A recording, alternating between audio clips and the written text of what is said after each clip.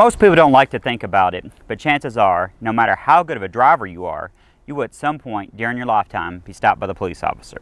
I'm Officer Questenberry with Elizabethtown Police Department. Traffic stops can be stressful for both the officer and the driver, but there are some ways to improve the experience.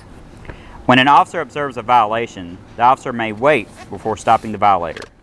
During this time, the officer is communicating with the dispatcher to check the registration on the vehicle to ensure that the vehicle is not stolen. Officers are trained to plan where the traffic stop will occur, such as in a safe, well-lit area. When an officer is attempting to pull you over, they will turn on their blue lights and possibly their siren. You will need to pull over to the right-hand shoulder or other area out of traffic, such as a driveway or parking lot. Place your vehicle in park, place your hands on the steering wheel, remain in the vehicle unless the officer tells you otherwise. If you do not recognize the car stopping you as a police car, turn on your hazard lights, pull over to a well-lit area, and call 911 to see if an officer is attempting to stop you. If a non-uniformed officer in an unmarked vehicle stops you, you can ask the officer for identification. Afternoon, sir. Hi. The reason I stopped you is that you ran that stop sign back there. Any valid reason for doing so? No, sorry, I guess I just wasn't paying attention. Okay, do you have a driver's license? Where is it located? It's here in my wallet. I'll get it out for me, please. Okay, sir, do you still live at your current address on your license? I do.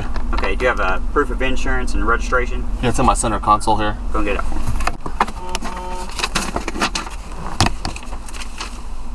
Okay, sir. Why don't you stay in your car or leave your seatbelt on for me? Okay. If you need to reach for your documents out of the officer's view, such as the enclosed console or glove compartment, tell the officer before you reach for those documents. You should not reach for items under your seat or any other concealed area. Remember that you're required to cooperate with all reasonable requests that law enforcement personnel makes. The officer will go to his car to check the license number and registration. He will also verify the insurance coverage. Robert, 8-1. The information that an officer requests is necessary to complete a citation or warning. Kentucky law says that an officer may ask you to take a field sobriety test and a preliminary breath test if the officer suspects that you have been drinking. You could refuse to take the test, but by refusing will most likely not work in your favor if the officer has some other reason to suspect that you have been drinking. Based on that other reason, the officer could still arrest you and require you to take a chemical blood test to determine your alcohol level. The officer may ask you or your passengers to step out of your vehicle at any time during the stop. Okay, sir. I've issued you a citation for running that stop sign. It is prepayable, but if you wish to dispute it, there is a court date that's listed on here. Okay. And prepayable instruction sheet tells you how to do all that. Do you have any questions today? No, sir. Okay. Here's your information back. Drive safe for me today, please. All right, thank you. Common reasons for being stopped include distracted driving, such as using a cell phone or texting while driving, equipment violations, including broken taillights and expired license plates, tailgating and improper lane changes, and reckless driving and speeding. According to recent studies, driver inattention is the leading factor in most crashes and near crashes.